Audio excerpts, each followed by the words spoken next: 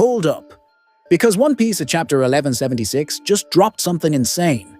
Frankie just unlocked a brand new power upgrade powered by Vegapunk tech. Sanji absolutely obliterates a God Knight. And the entire Straw Hat crew finally goes all out in Elbaf. But the craziest part, we may have just learned the true weakness of Imu's terrifying Domey Reversi ability. And if this theory is right, then the God Valley incident might have played out very differently than we thought. Yeah, Oda is cooking again. Let's break this down. Welcome to Super Synth D Studio, where One Piece spoilers hit different. If you live for wild theories and hype breakdowns, hit that like button, drop a comment, give that hype energy, and don't forget to subscribe. Alright, let's dive in. One Piece chapter 1176 is titled Full of Pride. This week, One Piece also gets a special color spread, where Oda redraws the cover of One Piece Volume 12.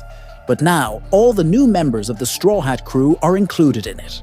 The chapter begins by showing each of the Straw Hat pirates. After hearing Jarul's announcement that the kidnapped children have successfully been rescued, Nami's group immediately decides to head out to put out the fire that's burning down Walrus School and the Owl Library.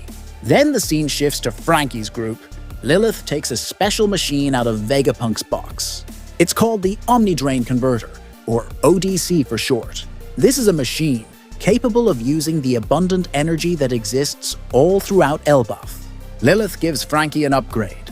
She's actually shocked to learn that Franky, who possesses a body on the same technological level as a pacifista, has never tried using anything stronger than cola as his energy source. Yeah, Franky's been running on cola this whole time. Classic Franky. The scene shifts back to Nami's group. They've already arrived at Walrus School, where Nami and Zeus immediately start trying to extinguish the flames. Nami orders Zeus to put out the fire, but suddenly Killingham appears, and he commands the MMA Lindworm to swallow Zeus. At that moment, Lilith and Franky arrive as well. Lilith activates the ODC and absorbs all the surrounding heat energy, instantly causing the school and library to freeze over. Then she converts that heat energy into something incredible. Super heavy cola. And she hands it to Franky. Killingham orders the MMA Lindworm to destroy the school, and at the same time he insults Jinbe, mocking him for being a fishman. Killingham even says he's lucky he's wearing a helmet, because that way he doesn't have to breathe the same air as Jinbe.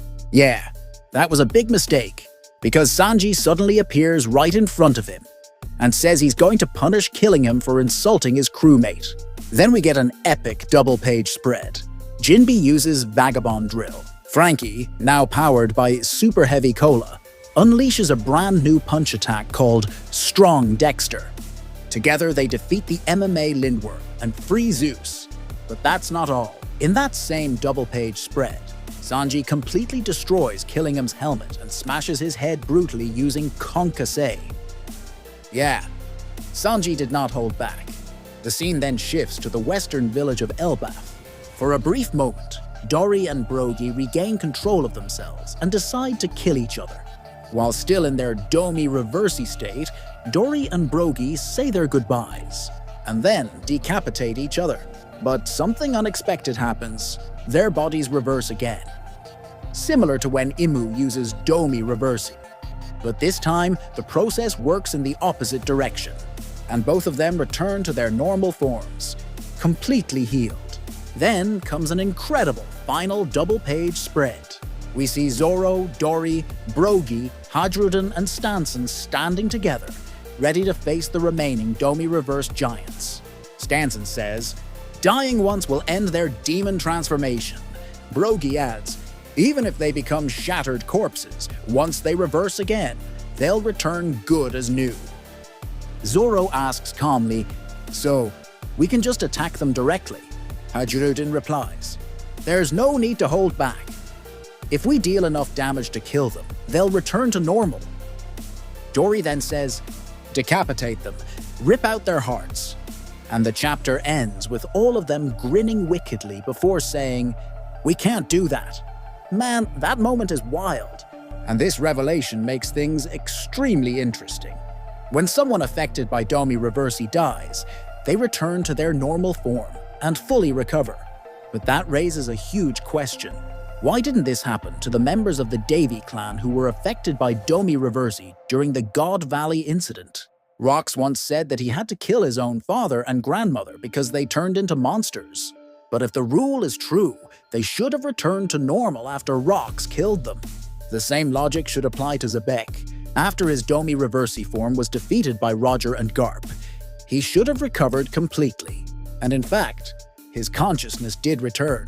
His body returned to normal. He even planned to escape from God Valley and rise again.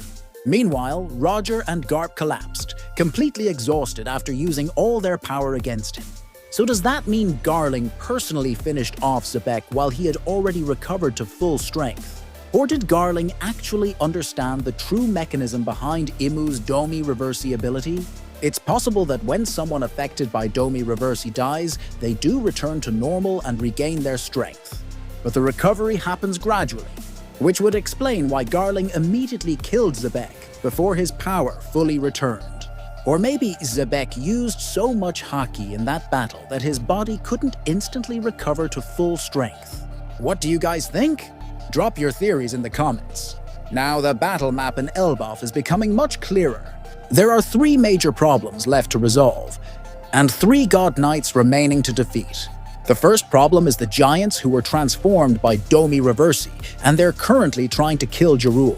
That's why Zoro, Hadradin, Dory, and Brogy are preparing to defeat them now that they understand how to break the Domey Reversy effect. But after that battle, the real threat waiting for Zoro is Saint Summers. Even after being destroyed by Luffy's attack and stepped on by Loki's dragon form, Summers is somehow still alive, even though his body was completely torn apart. Imu's expression never showed any pain, which suggests that Summers is still alive. However, he might be struggling to regenerate after being struck by Luffy's fist coated with advanced Conqueror's haki, which means that once Zoro's group defeats the Domey Reverse giants, Summers may fully recover. And Zoro will have to face an immortal monster. The second problem is the burning school and library. Right now, Nami's group is trying to extinguish the fire, but they're being stopped by Killingham, and the one stepping up to fight him is the number 4 of the Straw Hat crew, Sanji. The third problem is the MMA monsters that keep appearing. These monsters are manifestations created by Saint Killingham's Devil Fruit ability, and right now, they're being slaughtered by Loki and Luffy. But standing in front of them now is Gunko, who is currently being controlled by Imu, which means Loki and Luffy are about to face Imu directly through Gunko. And Loki has a personal grudge against Gunko as well, because before this, Gunko brutally beat him down while he was still chained. Yeah, the Elbaf arc is officially entering its climax, end of the chapter. And unfortunately, there is a break next week.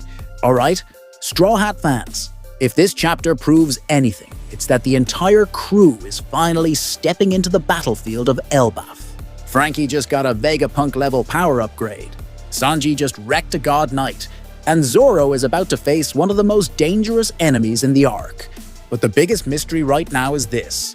Did we just uncover the true weakness of Imu's Domey Reversy ability?